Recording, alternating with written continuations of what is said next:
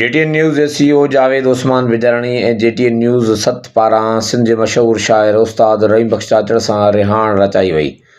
रिहाण programme में नौजवान शाइरनि जानी जलाल शेख, शफ़क़त शेख, वफ़ा इशाद शेख, असगर बिजरानी ऐं मंठार शेख शिरकत कई। उस्ताद शाइर रहीम बख्श चाचड़ जी शाइरी ऐं शख़्सियत खे लफ़्ज़नि जी भेटा पेश कई वई। नाज़रीन, प्रोग्राम रहीम सां रिहाण सां गॾु आउं आहियां मुंहिंजो मेज़बान जावेद उस्मान बिजरानी। असां सां अॼु जेको आहे त करमपुरवासी सिंध जो मशहूरु शाइर उस्ताद रहीम बख्श चाचड़ जेको आहे त मौजूदु आहे। असां अॼु उन सां रिहाण रचाई आहे। नालो ई मुंहिंजो रहीम बख्श हुयो, शाइरी बि रहीम ॾींदो आहे ऐं मां पाण करमपुर लॻी वेठो आहे, ट्रेसर मुड़ुसु आहे, लेकिन मुंहिंजो ॻोठ बणो उहो ई आहे। तालीम मां जामा कुबीर पढ़ियो जेको रुस्तम लॻिया। मां दर्जो हिकिड़ो पढ़ियल आहे, वॾो बि कोन पढ़ियल आहे। अल्हम्दुलिल्लाह क़ुरान सॼो पढ़ियल आहे। शाइरी मुंहिंजी बचपन खोटी हुई, स्कूल बि हुयो, ईअं न आहे त स्कूल बि न हुयो, स्कूल बि हुयो। मुंहिंजी बि शाइरी जी तव्हांखे सभु ख़बर पइजी वेंदी, जो मां हिकिड़ो शाइर चवंदुमि उन में मालूम थी वेंदी तव्हांखे। अखियूं अखियूं जा ते अड़िजी वियूं, मन कई सॼा मोहबत खां मुड़ियूं कोन मुहियूं, चयो न मन हुन चाचड़ जो सुमन मंझि सड़ियूं, रहियो मोहबत मंझि मूं त हथ ने उजागो इश्क जो। अखर जो नालो जेको आहे ॿियो खणंदा हुआ ऐं उन में तव्हां केतिरो टाइम वरितो हुयो? त उस्ताद मूंखे चवंदो अलिफ़, उन में मूंखे 3 साल लॻी विया बल्फ ते। अच्छा, अल्फ़ न अचे पियो। अच्छा, उहो अल्फ़ चवंदो, तव्हां बल्फ मां चवंदा? बल्फ चवंदो, 3 साल पूरा लॻी विया, उस्ताद कोटे कोटे दम थी वियो। तॾहिं बि तव्हां पढ़ाई खे जारी रखी? पोइ बि पढ़ाई जारी रखियोसीं। पोइ अलाह जी महिरबानी सां पोइ उहो असांजो क़यामत वियो बल्फ अल्फ़ हिकिड़े अखर ते हिकिड़े अखर ते। पोइ दर्जे हिकिड़े में मां इम्तिहान ॾिनमि, उन खां बाद पोइ वरी पढ़ाई मां छॾे ॾिनमि। उन खां बाद वरी पढ़ाई खे छॾे ॾिनमि त पोइ अख़बारूं छटींदा माण्हू मां उहो पढ़ंदो हुउमि रस्तनि तां। ॿियो माना किताब किताब कोन हूंदा, ग़रीब गुरबत हुई न, एतिरी वसीयत कोन हूंदी जो को माण्हू किताब पढ़ी सघे। पोइ तो मुंहिंजो ध्यानु वधंदो आयो, पोइ शाइरी जो बि शौक़ु थियो, पोइ शाइरी बि शुरू कयमि। असुली में शाइरी इहा आई हुई त मुंहिंजो भाउ गुज़ारे वियो, पोइ उन लाइ गीत लिखियमि। उहो गीत तमामु मक़बूल हुयो, मुंहिंजो निज़ाम गायो, रोई थी जॾहिं मुंहिंजे वस न आहे, कयम हीला कॾहिं बस न आहे। असली हिकिड़ो मुंहिंजा भाउ थिया। अच्छा, तव्हांजा सिंध जा जेके फ़नकार आहिनि उनमें कहिड़ा फ़नकार शामिल आहिनि जंहिं तव्हांजी जेको आहे शाइरी केस्टनि में ॻाई? मास्टर निज़ाम, मास्टर शाहबान, इमा बख्श लोहर, विदास जमाली, ॿिया काफ़ी आहिनि जेके नाले वारा न आहिनि। सम्झो नाले वारा इहे फ़नकार ॻाई आहे। मुंहिंजो तक़रीबन घटि में घटि 2-250 कलाम ॻायल आहे, जेका बि न आहिनि। मुंहिंजो रिकार्डियूं थियल आहिनि पाण कराइनि केस्ट फ़नकारनि जूं। गुरबत जे हिसाब सां निकिरी नथा सघूं असां। ॿिए नंबर में त इहा ॻाल्हि आहे त इश्क़ छॾिबो न आहे, ये शाइरी आहे इश्क़। इश्क़ माना ईमान आहे, इनजे करे असां शाइरी हलाई था चवंदा इश्क़ खे जारी रहंदो।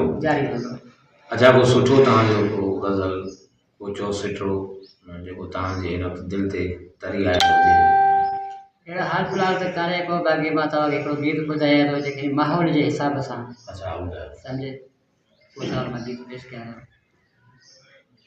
दोखो ॾिनई मूंखे त ॿुधंदे पाण ई धमाका, दोखो ॾिनई मूंखे त ॿुधंदे पाण ई धमाका, बम गोला ऐं नाचर कंदा मथां ईंदई वाका, दोखो ॾिनई मूंखे त ॿुधंदे पाण ई धमाका, ईंदा असां ॾिठी माण्हू मुहांडा, कंहिं हथ जा असां बि आहियूं कमांडा, एतिरो तूं ई ॿुधंदो हूंदे अॼु बि रोड बिलाका, दोखो ॾिनई मूंखे त ॿुधंदे पाण ई धमाका, दोखो ॾिनई मूंखे त ॿुधंदे पाण ई धमाका, बम कोला ऐं लाचर कंदा मथां ईंदई वाका दोखो ॾिनई मूंखे त ॿुधंदे पाण ई धमाका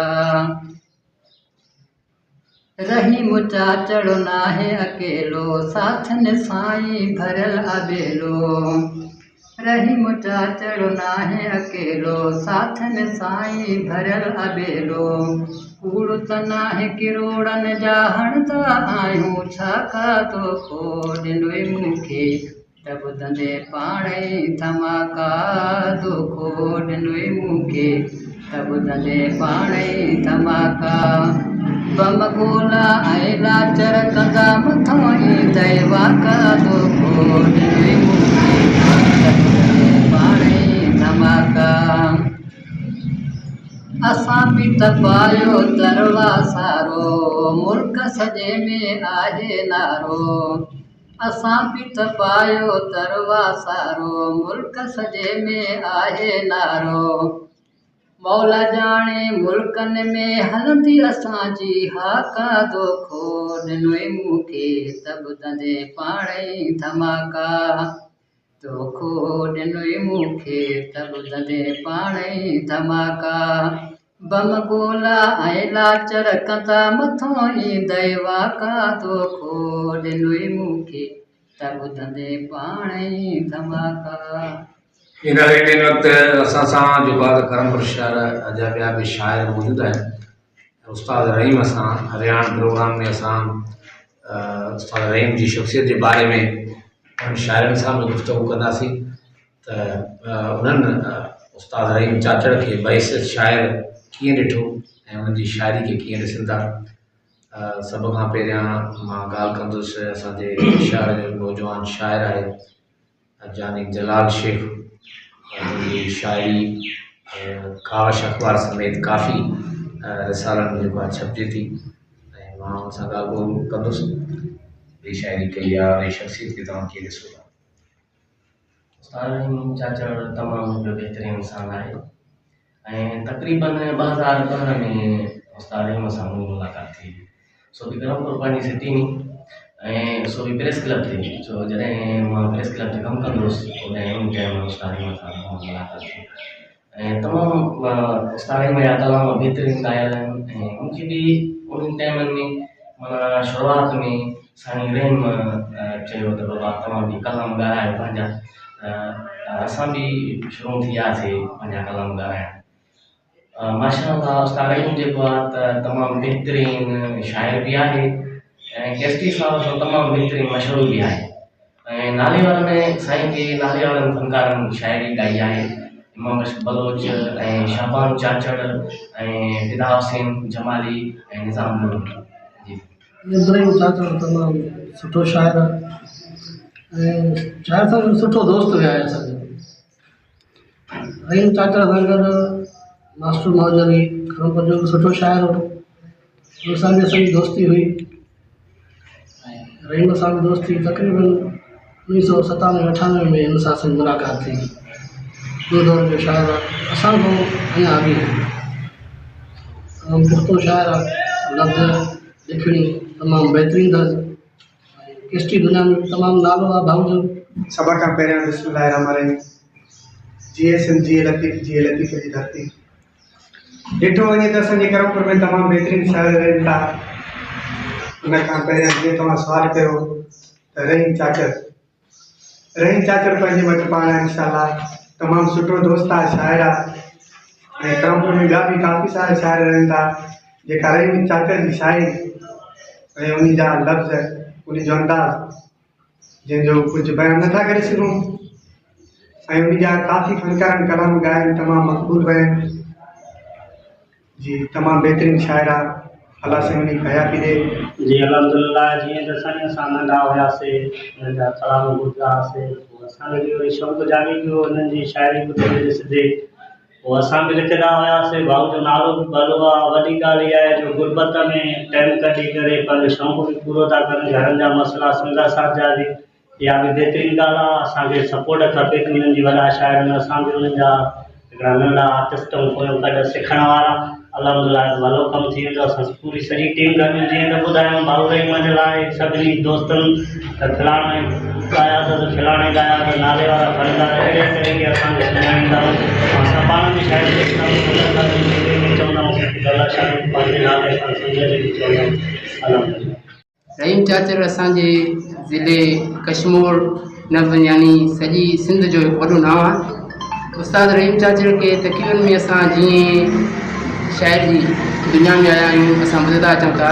उस्ताद रहीम जो वॾो हिकु नाम आहे। उस्ताद रहीम सां 2008 में असांजी मुलाक़ात थी ऐं हीउ हिकु सिंध जो वॾो नाले वारो शाइर आहे। हिनखे काफ़ी फ़नकारनि शाहबान चाचर, फिदा हुसैन जमाली ऐं वग़ैरह वग़ैरह काफ़ी फ़नकारनि खे ॻायो आहे ऐं शबाना कोयल, आरज़ू हुसैन काफ़ी उस्ताद रहीम खे ॻायो आहे। असां ॿुधंदा अचूं था पिया। मशहूरु शाइर उस्ताद रहीम चाचड़ जूं जेका ॻाल्हियूं ॿुधियूं हुन पंहिंजो हिकिड़ो तफ़सीली इंटरव्यू ॾिनो ऐं हुन ॿुधायो त मां तालीम किथे हासिलु कई ऐं शाइरी जो शौक़ु कीअं थियो ऐं हुन खां अलावा जेके हुनजा साथी शाइर आहिनि करमपुर इलाइक़े जा मशहूरु शाइर उन्हनि जेको आहे त उस्ताद रहीम चाचड़ जी शख़्सियत जेको आहे त पंहिंजे ख़्यालनि जो इज़हार बि कयो। हीउ प्रोग्राम तव्हांखे कीअं लॻो, पंहिंजा तासुरात हिन प्रोग्राम खे ते ज़रूरु ॾींदा। वरी कंहिं ॿिए प्रोग्राम में मिलंदासीं। तेसिताईं अल्लाह हाफ़िज़।